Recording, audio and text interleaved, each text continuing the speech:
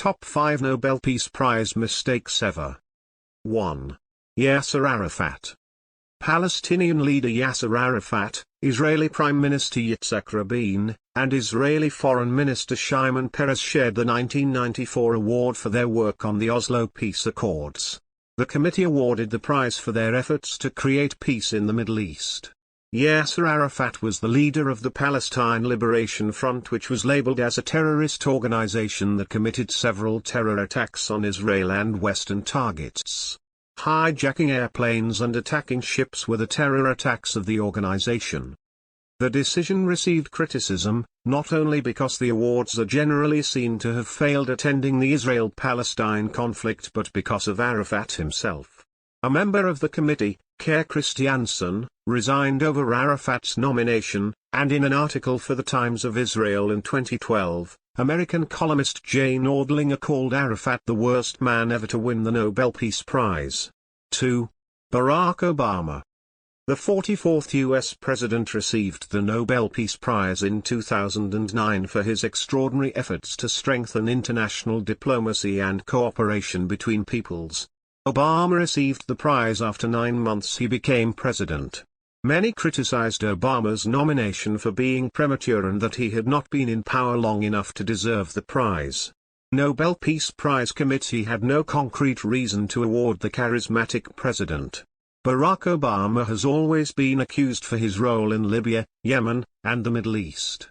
Undoubtedly, Barack Obama was the greatest man for his role in climate change, economic integration, and diplomacy, but failed several times in resolving conflicts in the Middle East and the world. Obama was the chief architect of NATO's bombing of Libya and continued operation of Guantanamo Bay, despite his 2008 campaign pledge to close the facility. Obama's Nobel Prize is seen as the most hilarious for those who witnessed the unresolved conflicts in Iraq, Afghanistan, Libya, Syria, Yemen, and several serious problems with Iran, Cuba, and North Korea. 3. Henry Kissinger. The U.S. Secretary of State was jointly awarded the Nobel Peace Prize in 1973 along with Le Duc Tho of the Communist Party of Vietnam, who refused the prize, for brokering a ceasefire.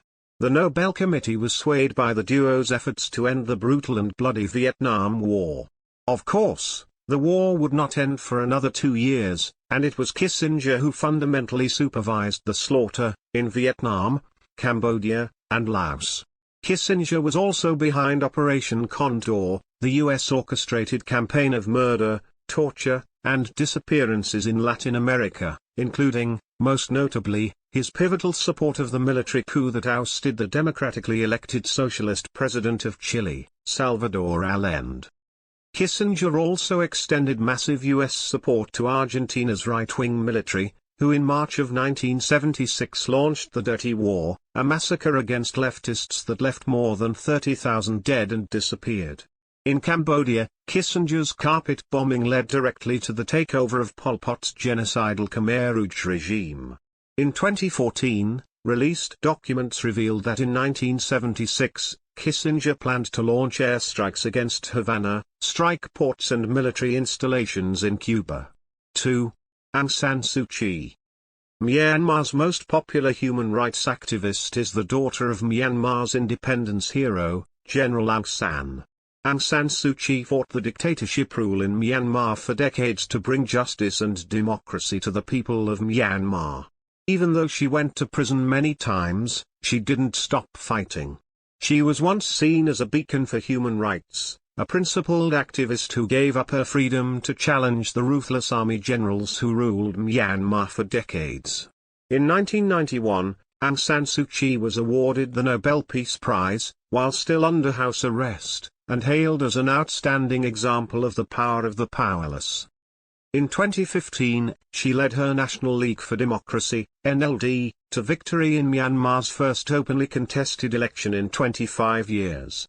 However, Aung San Suu Kyi, the most popular figure in Myanmar's human rights movement, became one of the key persons who committed barbaric war crimes against the minority Rohingya Muslims that caused hundreds of thousands of refugees, killed 25,000 plus civilians, raped thousands of women, distracted tens of villages. Her role in the Rohingya genocide disgraced her well-painted image internationally, and many asked to return back her prize to the committee. While her image had suffered internationally due to her response to the crisis that befell Myanmar's mostly Muslim Rohingya minority, she remains hugely popular with the country's Buddhist majority. 1. Abiy Ahmed Ali. The Ethiopian Prime Minister, who was once a charismatic young leader in Africa, promised democracy, peace, and love to the entire people of Ethiopia, and he was well praised by Western media as a strong reformer in the repressive regime that led the country for 27 years. The Norwegian Peace Committee awarded him a Nobel Peace Prize in 2019 for his efforts to achieve peace and international cooperation, and in particular for his decisive initiative to resolve the border conflict with neighboring Eritrea. Many regarded him as a messiah of peace among the most divided ethnic groups in Ethiopia. However, it didn't take him long to tear apart his own country with the worst bloodshed in decades.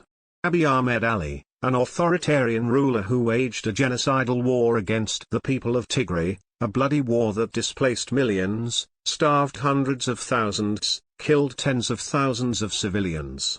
A member of the European Parliament, Asita Kanko, described him as a wolf in sheep's clothing, a reformer turned authoritarian. Many Oromo scholars who are from the most marginalized ethnic group name the premature Nobel Peace Prize as a license to kill more. What they have predicted at the early time of the Nobel Peace Prize is worse than their fear right now. Abiy Ahmed used rape as a weapon of war in Tigray, hunger as a war strategy to kneel the people of Tigray. Even though Abiy said it was law enforcement to save the country's unity and sovereignty, but it wasn't on the ground. He invited hundreds of thousands of foreign troops from Eritrea to eliminate his own people. Allied forces from the Amhara region, the Eritrean army, and the Ethiopian army have committed unthinkable war crimes against the people of Tigray for 10 months. More than 32,000 women were raped, more than 3 million people were displaced, more than 60,000 civilians were killed, hundreds of thousands starved to death. Abiy Ahmed blocked humanitarian access to Tigray, cut off electricity, telecom, banks, and necessities as weapons of war.